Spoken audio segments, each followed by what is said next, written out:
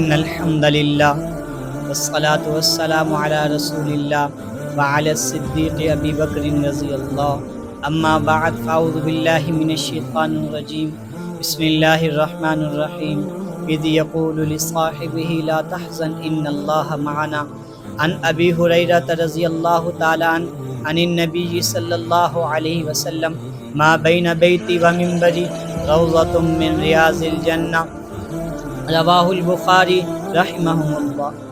شان صدیق اکبر پہ قربان میں رازدار رسالت کی کیا بات ہے۔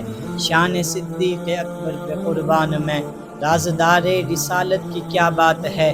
جس کو صدیق ہے مصطفیٰ نے کہا، اس سراپا صداقت کی کیا بات ہے۔ سامعین ذی وقار، آج میری تقریر کا عنوان ہے مقام سیدنا صدیق اکبر رضی اللہ عنہ۔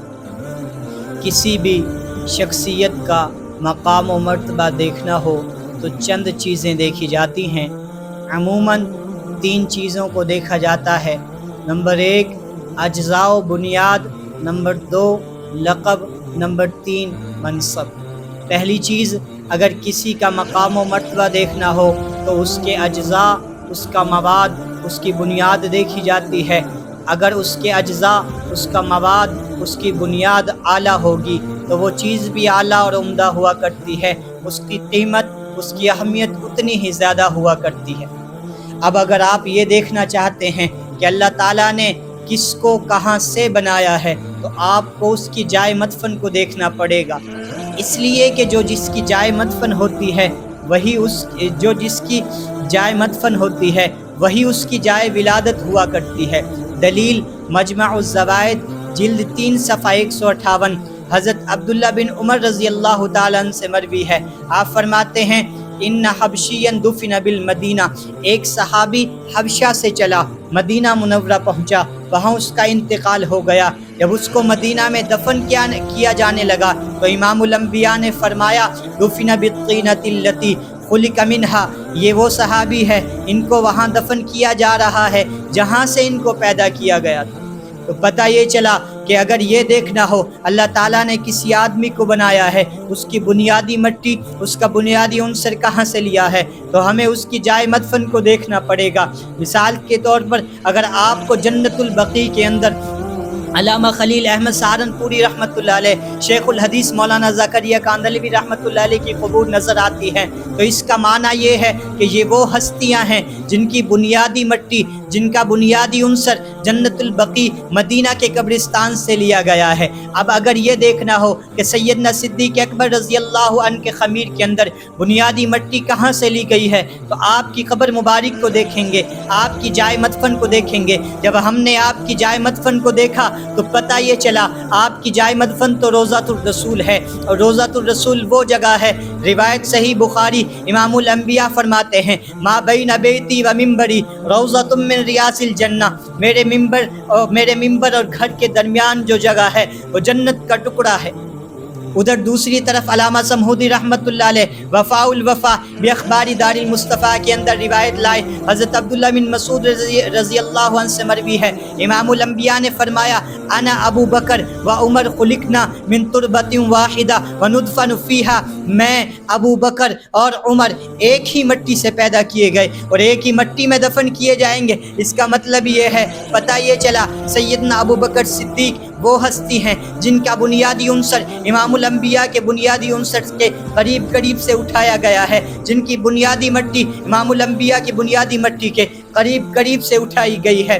تو اس لیے یہی وجہ ہے کہ آپ کے اوپر تو قرآن نازل نہیں ہوا لیکن آپ کے بارے میں قرآن ضرور اترا ہے۔ سورۃ التوبہ آیت 40 اذ یقول لصاحبہ لا تحزن ان اللہ معنا، چونکہ مٹی قریب سے اٹھائی گئی، محمد الرسول اللہ والذین معہ، چونکہ مٹی قریب سے اٹھائی گئی، کزرع اخرج شطأہ، چونکہ مٹی قریب سے اٹھائی گئی، اس لیے قیامت کے دن آپ کے ہاتھ میں حوض کوثر تو نہیں ہوگا لیکن آپ صاحب حوض ضرور ہوں گے۔ تو پتہ یہ چلا کہ جس کی مٹی امام الانبیاء کی مٹی کے قریب سے اٹھائی جائے اسے صدیق اکبر کہتے ہیں۔ نمبر 2، کسی کے مقام و مرتبے کو اگر جاننا ہو تو اس کا لقب دیکھا جاتا ہے کن خدمات کی وجہ سے ملا ہے، کن کارناموں کی وجہ سے ملا ہے، کن خصائل و فضائل کی وجہ سے لقب ملا ہے۔ جب ہم نے سیدنا ابو بکر صدیق رضی اللہ عنہ کی حیات مبارکہ کا مطالعہ کیا تو پتہ یہ چلا کہ آپ کا لقب جہاں محسن ہے، جہاں عتیق ہے، جہاں اول ہے، وہیں آپ کا لقب صدیق ہے۔ اور صدیق لقب ایسا سیدنا علی المرتضیٰ رضی اللہ عنہ کا فرمان امام طبرانی رحمۃ اللہ علیہ اپنی کتاب المعجم الکبیر کے اندر جلد 1 صفحہ 22 میں لائے۔ یہ حضرت علی المرتضیٰ رضی اللہ عنہ قسم کھا کے فرماتے ہیں، اللہ انزل اسم ابی بکر من السماء، اسم ابی بکر من السماء الصدیق، اللہ کی قسم صدیق لقب وہ ہے جو آسمانی لقب ہے، صدیق لقب وہ ہے جسے اللہ نے آسمان سے اتارا۔ معلوم یہ ہوا کہ حضرت ابو بکر صدیق کا لقب صدیق آسمانی لقب ہے۔ اب سوال یہ ہوتا ہے اس کا معنی کیا ہوگا؟ تو بہت سے معنی محدثین، مفسرین، سیرت نگاروں نے کیے، لیکن ایک معنی وہ ہے جو امام اہل سنت علامہ عبدالشکور لکھنوی رحمۃ اللہ علیہ نے اپنی کتاب سیرت خلفاء راشدین کے اندر کیا۔ آپ فرماتے ہیں صدیق اسے کہتے ہیں جس کی سرحد نبوت کی سرحد سے ملی ہوئی ہو، صدیق اسے کہتے ہیں جس کا بارڈر نبوت کے بارڈر سے ملا ہوا ہو، صدیق اسے کہتے ہیں جو نبوت کے قریب ہو۔ اور یہ معنی محض آپ نے عقیدت میں نہیں کیا، اللہ کا قرآن موجود ہے، احادیث مبارکہ موجود ہے۔ سورۃ النساء آیت نمبر 69 اللہ فرماتے ہیں اولئک مع الذین انعم اللہ علیہم من النبیین والصدیقین والشہداء والصالحین۔ اللہ تعالیٰ نے اس آیت میں 4 منعم علیہم جماعتوں کا ذکر فرمایا، جہاں نبیین کا ذکر فرمایا، ساتھ ہی صدیقین کا ذکر فرما کے اشارہ فرما دیا۔ صدیق اسے کہتے ہیں جس کی سرحد نبوت کی سرحد کے ساتھ موجود ہو۔ روایت صحیح بخاری، امام الانبیاء احد پہاڑ پہ تشریف فرما، احد پہاڑ ہلنے لگا، امام الانبیاء نے فرمایا اسبت احد ٹھہر جا، فإنما علیک نبی و صدیق و شہیدان، اے احد ٹھہر جا، تجھ پر ایک نبی، ایک صدیق، 2 شہید موجود ہیں۔ امام الانبیاء نے اپنے ساتھ صدیق کا ذکر فرما کے بتا دیا کہ صدیق وہ جس کی سرحد نبوت کی سرحد سے ملی ہوئی ہو۔ نمبر 3، اگر کسی کا مقام و مرتبہ دیکھنا ہو، اس کا منصب دیکھا جاتا ہے، اس کا عہدہ دیکھا جاتا ہے، اس کو خلافت کس نے دی ہے، اس پر اعتماد کس نے کیا ہے۔ جب ہم نے تیسری چیز کو دیکھا، پتہ یہ چلا صدیق اکبر تو جانشین پیغمبر ہیں۔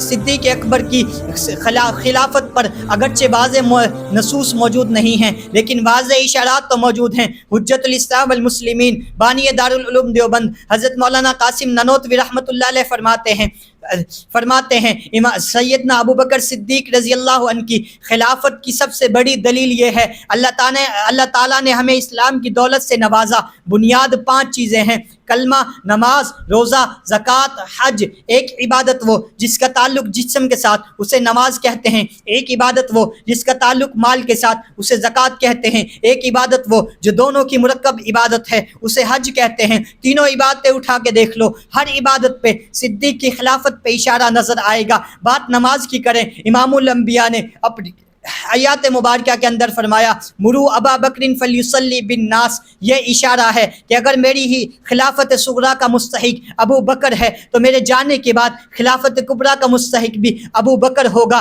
اگر ہم بات مالی عبادت زکوٰۃ کی کرتے ہیں، بنو ثقیف کا قبیلہ حضور صلی اللہ علیہ وسلم کی خدمت میں حاضر ہوا، یا رسول اللہ ہم زکوٰۃ آپ کو دیتے ہیں، جب آپ دنیا سے تشریف لے جائیں گے ہم زکوٰۃ کسے دیں گے؟ امام الانبیاء نے فرمایا جب تم مجھے نہ پاؤ تو زکوٰۃ صدیق اکبر کو دینا۔ جب ہم بات مالی اور جسمانی عبادت مرکب حج کی کرتے ہیں، امام الانبیاء نے حج ابو بکر کے حوالے کر کے امیر الحج بنا کر آپ کو بھیج دیا۔ تو پتہ یہ چلا امام الانبیاء نے اپنی حیات مبارکہ کے اندر دین کے اہم اراکین کو صدیق اکبر کے حوالے کر کے بتا دیا، میرے بعد خلیفہ ابو بکر ہوگا۔ خلاصہ یہ ہے کہ جس کی مٹی نبوت کی مٹی کے قریب سے لی جائے اسے صدیق اکبر کہتے ہیں، جس کی سرحد نبوت کی سرحد سے ملی ہوئی ہو اسے صدیق اکبر کہتے ہیں۔ امام الانبیاء دین کے اہم اراکین جس کے حوالے کریں اسے صدیق اکبر کہتے ہیں۔